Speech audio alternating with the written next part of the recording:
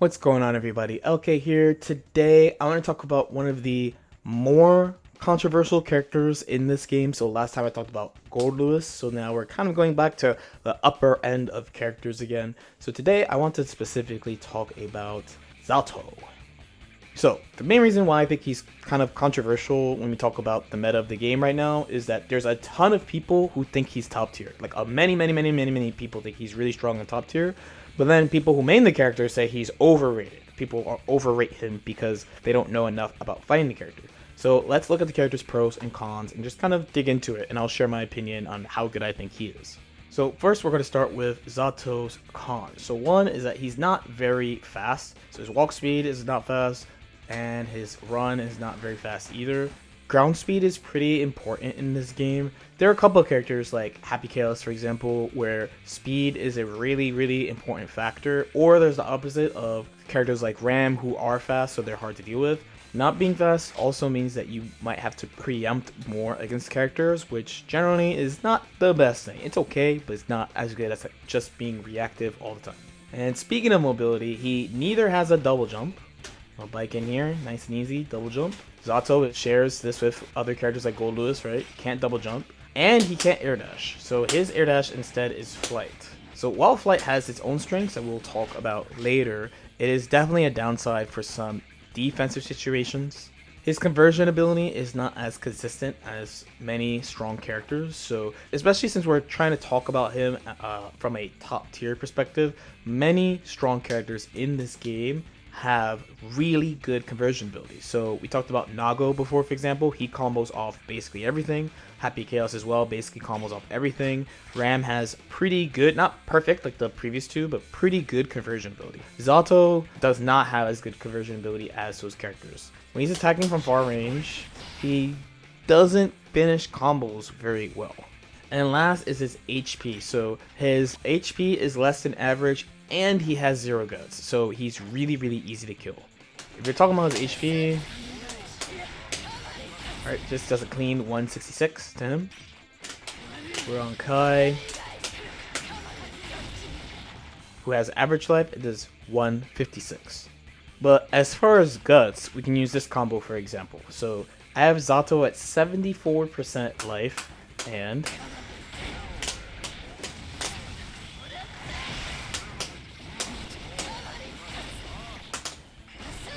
he dies, because he gets to the end of the life bar, he does not have a lot of HP at the end of his life bar. There are a couple of characters who have defense modifiers that are close to Zato's. Zato's 1.07, Anji and Ramathal both have 1.06. I decided to use Ramathal here because she has 1.06 defense as her modifier, but she has one single gut.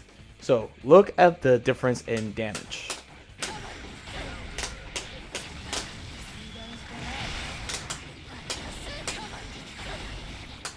Now, this is a very high damage combo for sure, but that single point of guts plus defense was the difference. Zato died at this life total, where Ramathal endures barely. This last point ties with his combo conversion ability, but on defense, while he has very fast and large buttons, mainly like 5P and 2P, these also don't convert when you get hits unless you get a counter hit. So generally on defense, you'll be getting this, pushing them away from you, rather than potentially get a combo and turning the situation around in a big way. The combination of like, he doesn't have a double jump or air dash, and then he doesn't get really rewarding things for mashing on defense, along with not converting consistently in general, and then he has low life and bad guts, means his defense is pretty weak. But now, let's look at the good things about the character. One is that he has extremely safe neutral with Eddie. So he has Pierce, which is enormous and disjointed, as well as being essentially an attack that is instant. Then he has Leap, which is a great non-committal anti-air that leads to good situations both on block and on hit, where on hit he's able to easily follow up with a combo.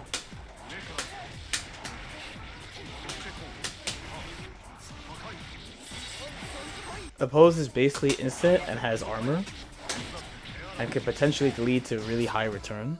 And because movement is kind of tight because of air dashing and jumping being the way it is in this game, Drills is also a really good way of controlling the ground.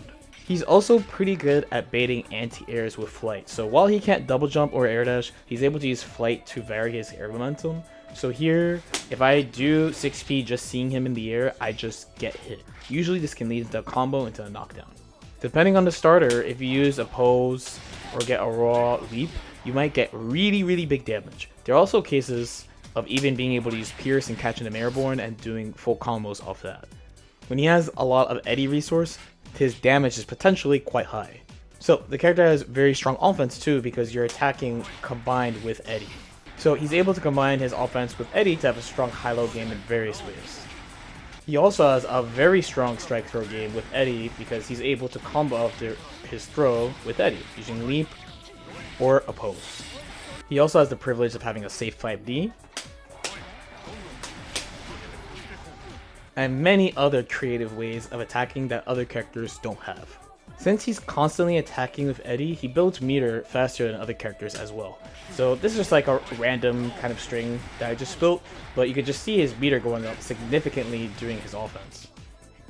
This means not only does he have more opportunities to use meter, he has more opportunities to keep himself safe, continue offense, use his meter for defense, extend combos, all sorts of things that you would use meter for in the game.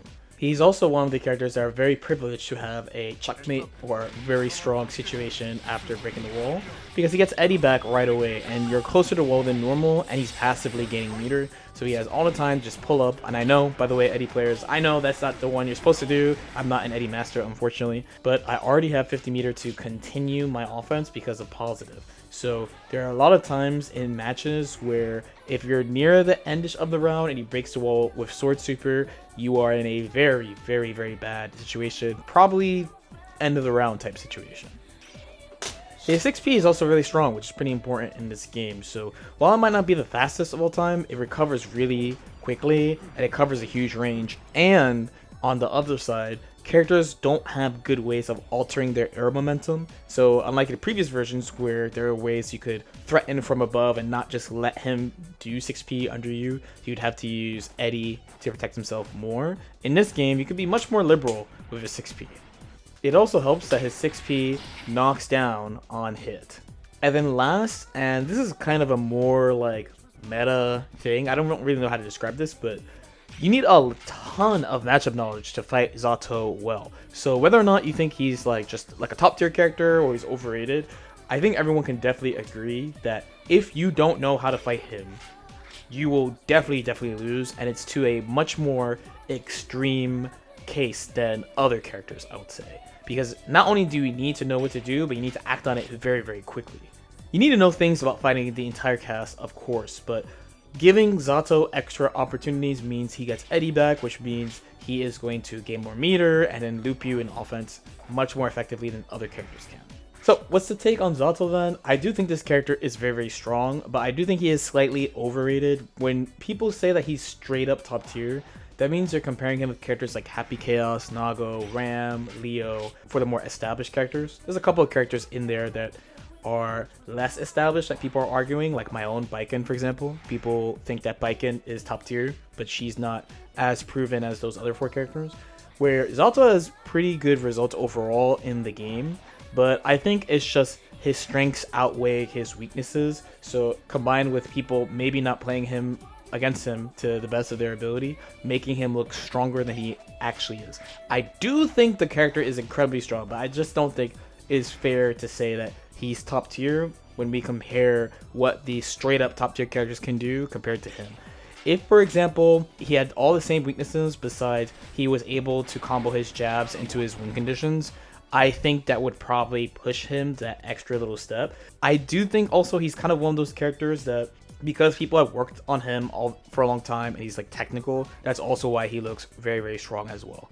That being said, I won't go so far as saying the character is like not strong. So I do get this feeling of some Zato players feeling like they downplay him a little bit, but I just think he is close to top tier, like just under the top tier characters. Let me know what you guys think though about Zato. Again, this is a character that people really go back and forth about pretty often. As usual, if you guys have questions or comments, definitely feel free to leave them in the comment section below. Like and subscribe if you guys feel like it, and I'll see y'all next time.